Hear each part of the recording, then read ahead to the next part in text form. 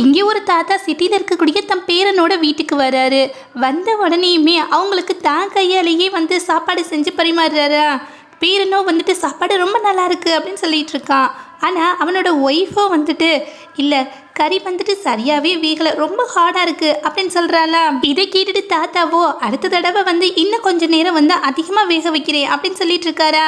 இதை கேட்டோடனே பேரனுக்கும் செமையாக டென்ஷன் ஆயிடுது. தன் ஒய்ஃபோட கண்ணத்துலேயும் ஓங்கி அரைஞ்சிட்டு நீ என்னதான் நினச்சிட்டு இருக்க அப்படின்னு சொல்லிட்டு கோவப்படுறானா. புருஷன் அடித்தோடனே அவளுக்கு பயங்கரமாக கோவம் வந்துடுதா. நீ யாரு என்ன அடிக்கிறதுக்கு, எப்படி ஒன்னால அடிக்க போச்சு அப்படின்னு சொல்லிட்டு பயங்கரமாக கோவப்படுறா. தாத்தாவோ எவ்வளவோ அவளை வந்து தடுத்து நிறுத்துறதுக்கு போராடுறாரு. ஆனால் அவளை வந்துட்டு தொடாதீங்க, தள்ளி போங்க அப்படின்னு சொல்லிட்டு தன் புருஷனை பார்த்துட்டு என்கிட்டயும் விளையாடுறியா என்ன அப்படின்னு சொல்லிட்டு ஒரு கத்தியை எடுத்துட்டு வந்து வச்சுட்டு எங்களை இதை வச்சு விளையாடுவா அப்படின்னு சொல்லிட்டு கோவப்படுறாரு. அவனும் எதுவும் பேசாமல் அங்கேருந்து போயிடுறானா. இப்போ நேராக போய் தான் ரூமில் இருக்கக்கூடிய ஹஸ்பண்டோட திங்ஸ் எல்லாத்தையும் தூக்கி வெளியில் எரிஞ்சிரு. தன்னுடைய பையனை கூப்பிட்டு தான் பக்கத்தில் படுக்க வச்சுக்கிறா. ஆக்சுவலாக இந்த தாத்தா வந்து கிராமத்தில் தன்னுடைய பேரனை ரொம்ப கஷ்டப்பட்டு வளர்த்துருப்பாரா. அதனால அவனுக்கும் தன்னுடைய தாத்தானா ரொம்ப வந்து பிடிக்குமா. ஆனால் சிட்டியில் இருக்கக்கூடிய தன்னுடைய பேரனை பார்க்கறதுக்காக தாத்தா வந்ததுல இருந்து அவனுடைய ஒய்ஃப்க்கு சுத்தமாக பிடிக்கல. இன்னும் தன்னுடைய ஹஸ்பண்ட் வந்து ரொம்ப சேஞ்ச் ஆகிட்டாரு அப்படின்னு சொல்லிட்டு ஃபீல் பண்ணுறாளா. தன்னுடைய வந்து ப்ரைவசி இந்த தாத்தா வந்ததுலேருந்து கெடுத்துட்டாரு அப்படின்னு சொல்லிட்டு ரொம்ப கோவப்பட தாத்தாவும் இதை வந்து புரிஞ்சுக்கிறாரு. இப்போ தன்னுடைய பேரன்கிட்ட வந்துட்டு உன்னுடைய ஒய்ஃப் வந்து ரொம்ப நல்லவ, ஆக்சுவலாக வந்துட்டு இருக்கக்கூடிய சூழ்நிலையை புரிஞ்சுக்கோ, நான் வந்து இங்கேருந்து கிளம்புறேன் அப்படின்னு சொல்லிடுறாரு.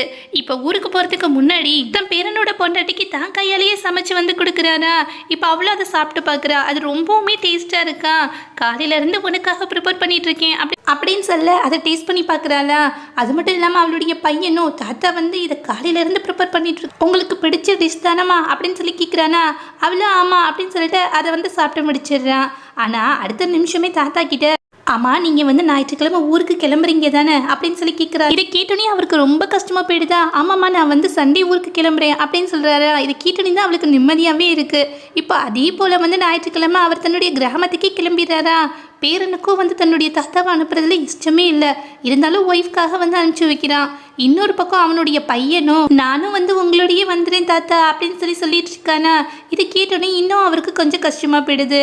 இப்போ அவன்கிட்ட இங்கே பாரு, இதுதான் உன்னுடைய வீடு, ஒழுங்காக வந்து ஹோம்ஒர்க் பண்ணணும், நல்லா சாப்பிட்ணும் சரியா அப்படின்னு சொல்லி தன்னுடைய பேரனுக்கு வந்து அட்வைஸ் பண்ணிட்டு ரொம்ப கஷ்டத்தோடு அந்த இடத்த விட்டு கிளம்புறாரு. தான் பேரனோட வாழ்க்கை தன்னால் வந்து எந்த விதத்துலையும் டிஸ்டர்ப் ஆகக்கூடாது அப்படின்றத புரிஞ்சுக்கிட்டு அவங்களுக்கான ஸ்பேஸை கொடுத்துட்டு அங்கேருந்து கிளம்பிடுறாரு. இந்த இடத்துல பேரனோட ஒய்ஃபும் தனக்கான ஒரு ஸ்பேஸ் வேணும் அப்படின்றதுக்காண்டி தான் தாத்தாவை அங்கேருந்து போகவே சொல்லி இருந்திருப்பா. இந்த வீடியோ உங்களுக்கு பிடிச்சிருக்கும் நம்புறேன். அப்படி பிடிச்சிருந்துச்சுன்னா மறக்காம நம்மளுடைய சேனலுக்கு சப்ஸ்கிரைப் பண்ணுங்க. தேங்க்யூ.